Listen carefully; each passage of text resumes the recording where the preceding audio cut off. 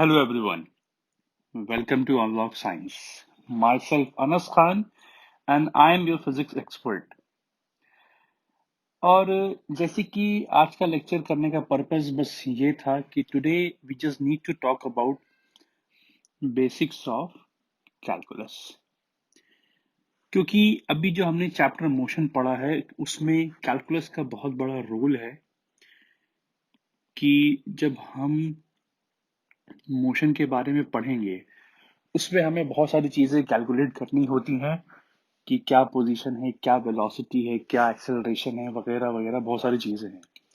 आप आगे अप्रोच करेंगे, बहुत सारी इक्वेशंस हैं जिसका डेरिवेशन सिर्फ और सिर्फ कैलकुलस के थ्रू ही होता है। अब ये कैलकुलस क्या चीज है?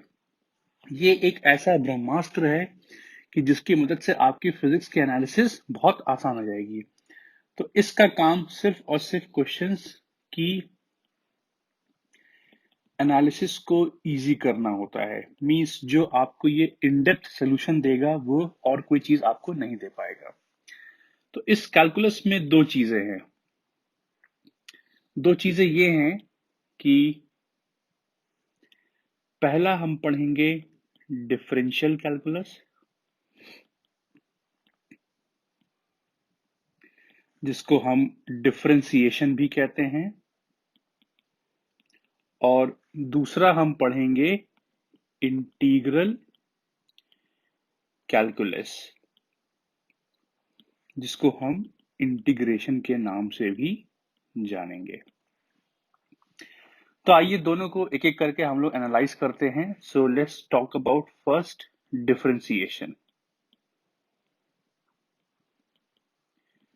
अब ये डिफरेंशिएशन क्या होता है? So basically differentiation is the method to find out slope of any function.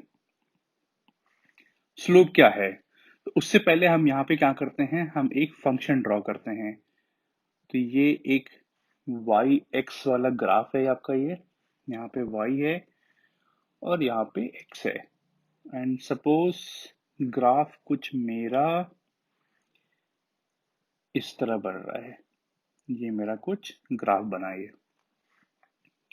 यहाँ पे दो पॉइंट मार्क करते हैं। सपोज एक पॉइंट ये मार्क किया, एक पॉइंट हमने ये मार्क किया। यहाँ पे वैल्यू y1 है, यहाँ पे वैल्यू x1 है, यहाँ पे वैल्यू y2 है, यहाँ पे वैल्यू x2 है। इसको हम पॉइंट A मान लेते हैं, इसको पॉइंट B मान लिया। इसको हमने थोड़ा कंस्ट्रक्ट किया तो ये पॉइंट आपका C बन जाएगा आपका। अब अगर हम इसको एक लाइन से जोड़ें A से B को,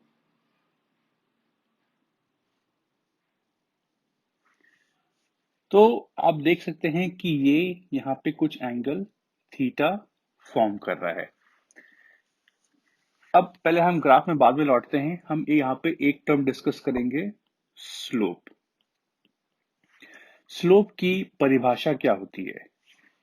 जो इसकी जो बेसिक डेफिनेशन है, it is change of dependent variable upon change of independent variable. Now what is dependent and independent? जैसे यहाँ पे फंक्शन क्या है आपका, जो फंक्शन है आपका, function is y is a function of x।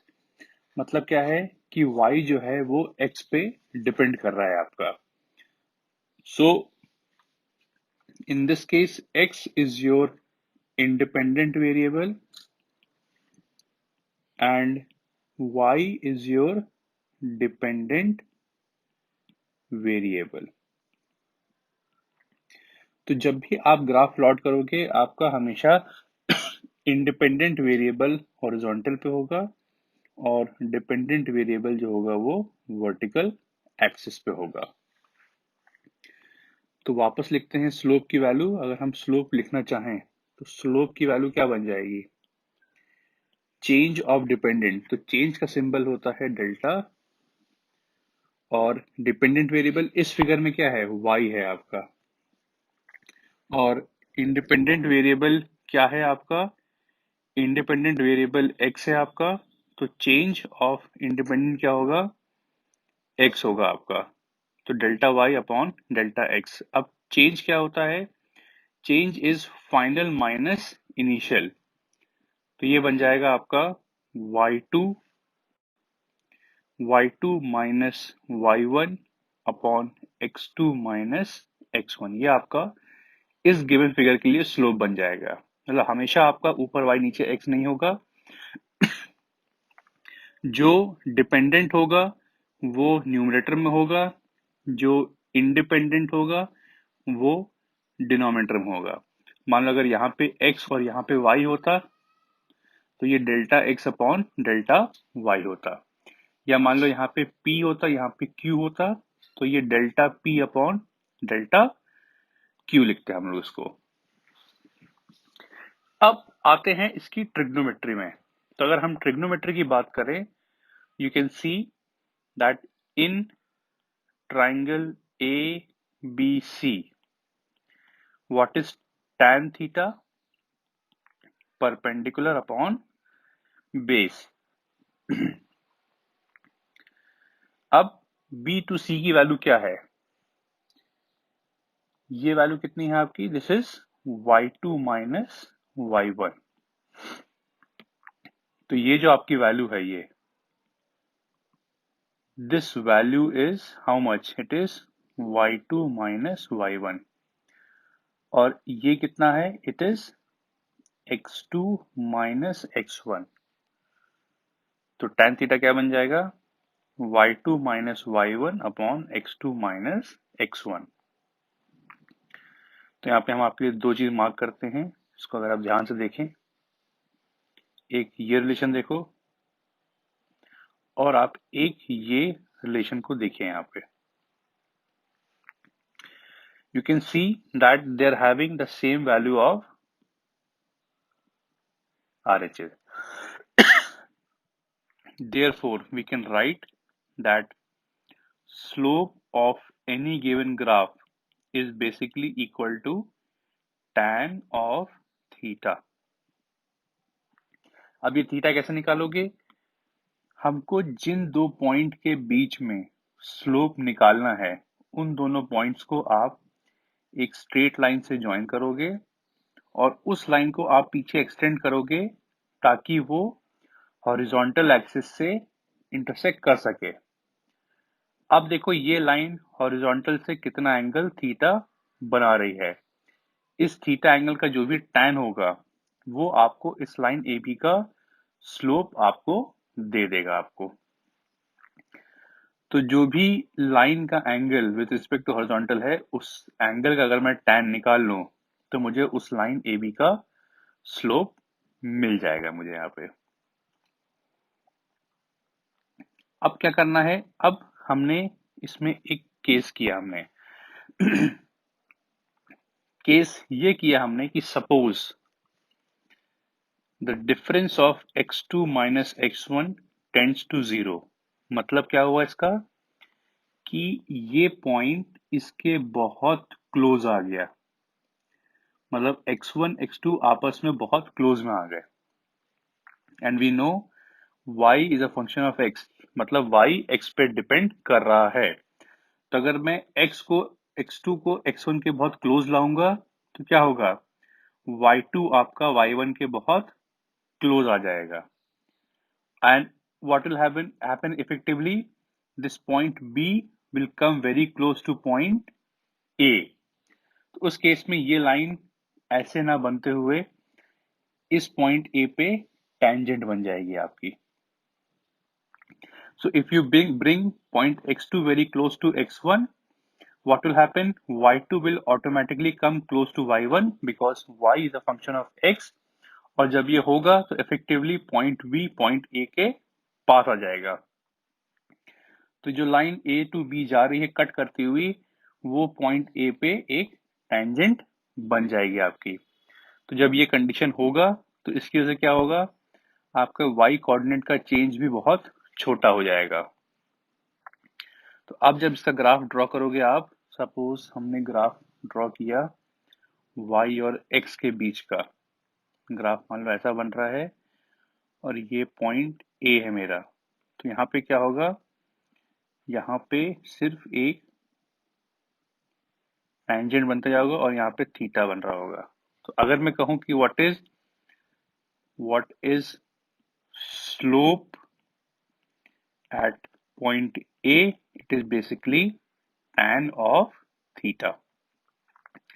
तो जो हमने पहले पढ़ा था that was slope between two given points, आप देख सकते हैं यहाँ पे ये स्लोप किसी भी दो पॉइंट के बीच का है, तो ये एक इंटरवल के ऊपर स्लोप है। ये क्या है, किसी भी इंस्टेंट में निकाला हुआ स्लोप है। और स्लोप अभी हमने पीछे क्या लिखा था, it was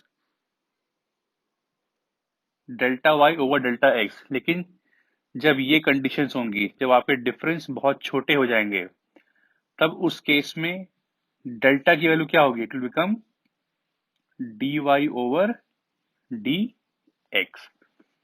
so for any instant slope is dy over dx। अब मैंने यही बोला कि हमेशा स्लोप y अपॉन x नहीं होगा, मतलब ना delta y by delta x होगा, ना dy बाई dx होगा।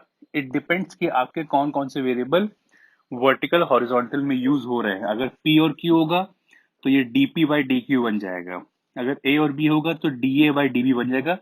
सो इट डिपेंड्स कि हम कौन से वेरिएबल यूज कर रहे हैं वर्टिकल एक्सिस में और हॉरिजॉन्टल एक्सिस में, या मेरे कौन से वेरिएबल डिपेंडेंट है और कौन से वेरिएबल आपके इंडिपेंडेंट हैं आपके।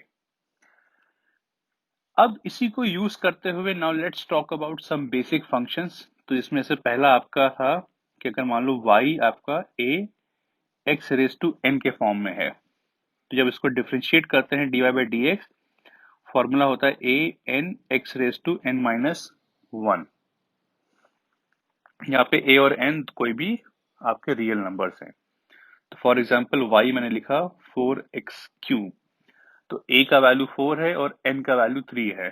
तो अगर हम निकालें dy बाई dx निकालें तो ये कितना बन जाएगा, a into n x n minus 1, ये बन जाएगा 12x स्क्वायर।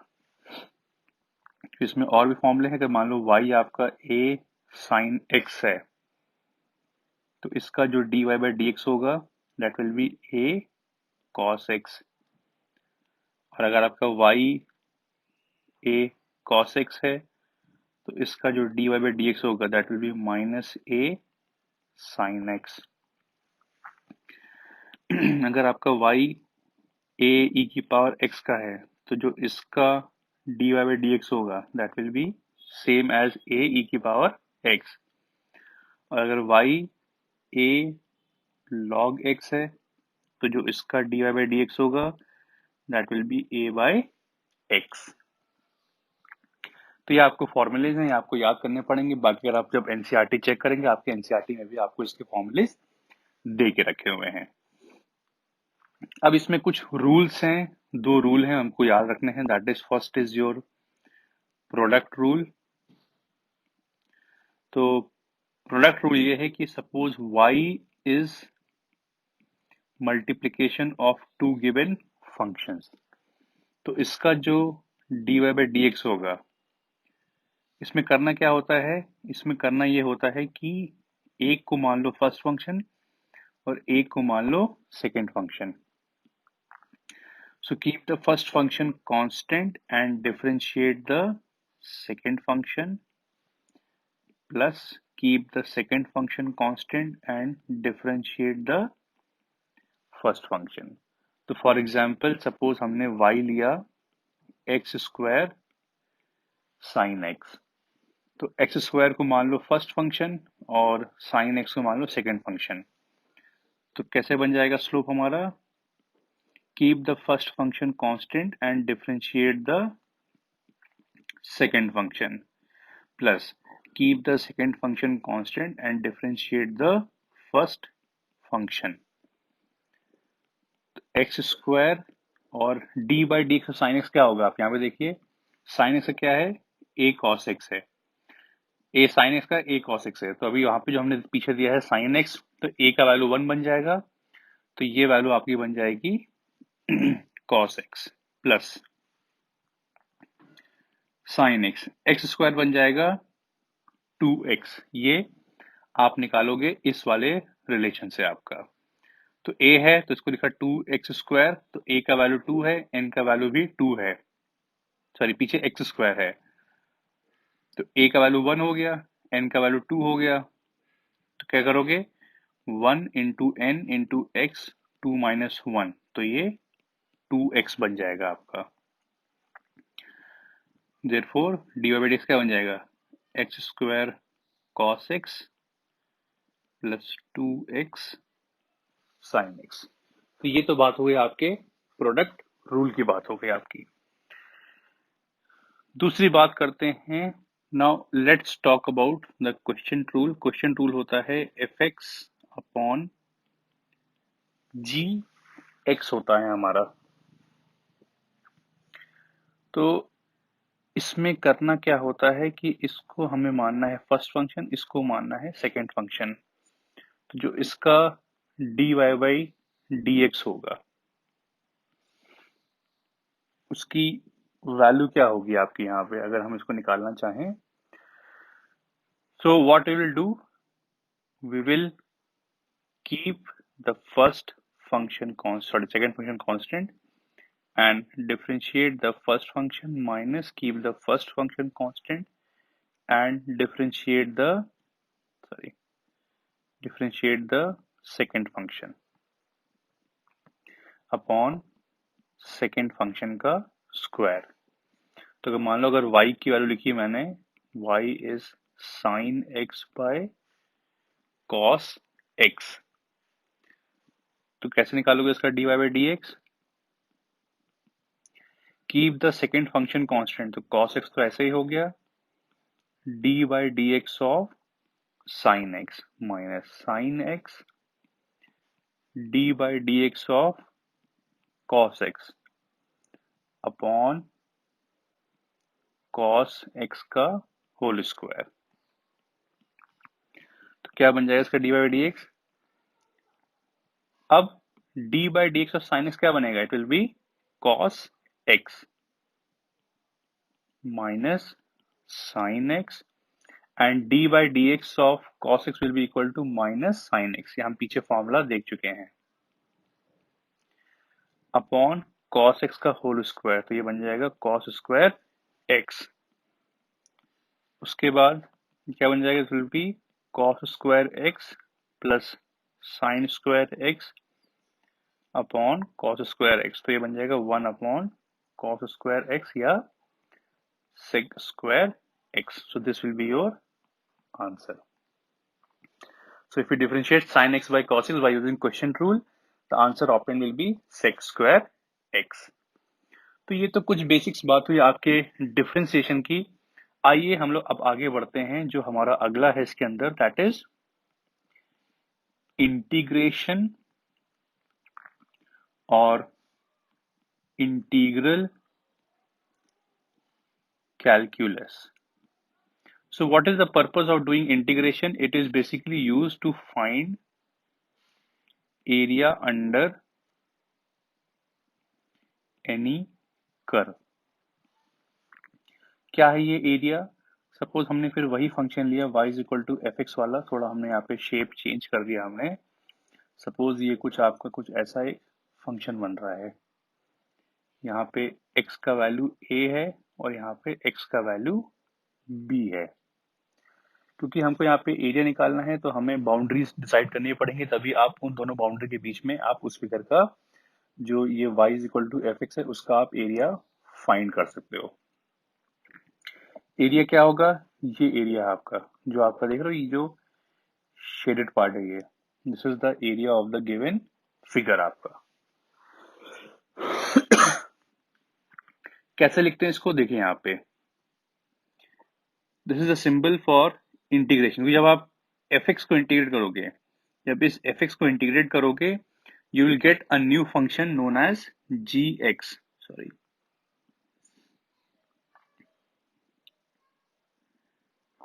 आपको एक नया फंक्शन मिलेगा gx करके. What will be gx? gx की वैल्यू होगी, सिंबल आपका ये होगा, इंटीग्रेशन ऑफ fx dx या इंटीग्रेशन ऑफ y dx. अब ये कैसे निकाला उसको हम देखते हैं यहाँ पे.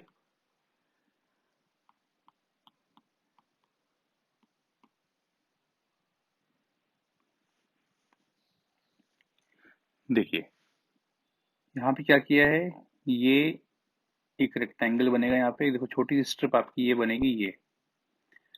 तो इस स्ट्रिप का हाइट कितना है, ये वैल्यू y होगी, और ये जो लेंथ है ये दिस विल बी, ये जो आपकी लेंथ है वो dx होगी आपकी लेंथ. ये जो लेंथ आपकी ये dx अमाउंट की लेंथ होगी. तो एरिया क्या बन जाएगा, y dx. तो एक छोटी सी स्ट्रिप का एरिया क्या होगा आपका, जो एक छोटी सी स्ट्रिप है उसका एरिया है, इसका एरिया कितना होगा, length into breadth, that is y dx.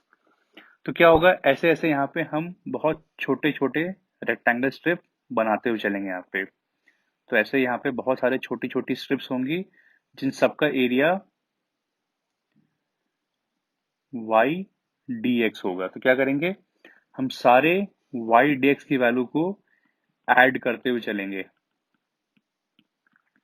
तो वही है जो एडिशन है, this symbol signifies addition of area of these single individual element. तो इसका मतलब क्या होता है, this means adding up the area of individual elements. और चीज देखो यहाँ पे, हम जो एडिशन कर रहे हैं वो कहाँ से स्टार्ट कर रहे हैं, ए से, और जा रहे हैं बी तक. तो यहाँ पे लिखेंगे lower limit is a and upper limit is b. यहाँ पे लिख दिया fx dx. ये तरीका हो गया आपका किसी भी फंक्शन के इंटीग्रेशन को लिखने का. फॉर एग्जाम्पल y आपका हमने लिखा 2x square, and suppose we have to find area from x is equal to 1 to x is equal to 2. तो पहली चीज ये जो जनरल फॉर्म है आपका y is equal to a x की पावर n, तो इसका जो इंटीग्रेशन होता है so a x raise to n dx का फॉर्मूला होता है a x n plus 1 upon n plus 1. ये इसका फॉर्मूला होता है. तो आइए इसको देखते हैं इंटीग्रेशन. तो y हमारा है 2x स्क्वायर, तो इंटीग्रेट करने पे जो नया फंक्शन gx आएगा 2x स्क्वायर dx, और ये कहां से कहां पूछ रहा है, 1 से लेके 2 के बीच में पूछ रहा है. अब इसको इंटीग्रेट करते हैं. तो पीछे फॉर्मूला क्या है आपका, a x raise to n, that is a x n plus 1 upon n plus 1. तो यहाँ पे a कितना 2 है, n की वैल्यू भी आपकी 2 है. तो ये क्या बन जाएगा, a x raise to n plus 1 upon n plus 1. Limit क्या है, 1 से 2. तो gx की वैल्यू क्या आ गई है, 2x क्यूब बाई 3, और x की लिमिट कहां से, 1 से लेके 2 तक है. सो 2 बाई 3 x क्यूब, लिमिट क्या है, 1 से 2. अब क्या करना होता है कि जो फंक्शन आपका इंटीग्रेट होके आ गया है, तो this is the value of gx which you have obtained from integration. तो ये वैल्यू ऑफ फंक्शन है ये. अब क्या करना है, इस x की वैल्यू में एक बार अपर लिमिट पुट करना है, एक बार लोअर लिमिट पुट करना है. सो 2 बाई 3, अपर लिमिट कितनी है, 2 है, तो x में एक बार 2 पुट कर दो, माइनस एक बार x में लोअर लिमिट पुट कर दो 1. तो gx का वैल्यू क्या बन जाएगा, 2 by 3 8 minus 1, that is 2 by 3 into 7. तो ये बन जाएगा 14 by 3 square units. So this is the area which is being covered by the graph y is equal to 2x square between 1 and 2। तो करना क्या है, इस फंक्शन को पहले आप इंटीग्रेट करिए, तो इंटीग्रेट करने पे एक फंक्शन आया है। अब इस फंक्शन में एक बार अपर लिमिट पुट करो, एक बार लोअर लिमिट पुट करो और दोनों वैल्यूज को सब्ट्रैक्ट कर दो, you will get your answer. इसमें आपके कुछ और रिलेशंस हैं। अगर y is equal to a cos x है तो जो इसका इंटीग्रेशन होता है that is a sin x।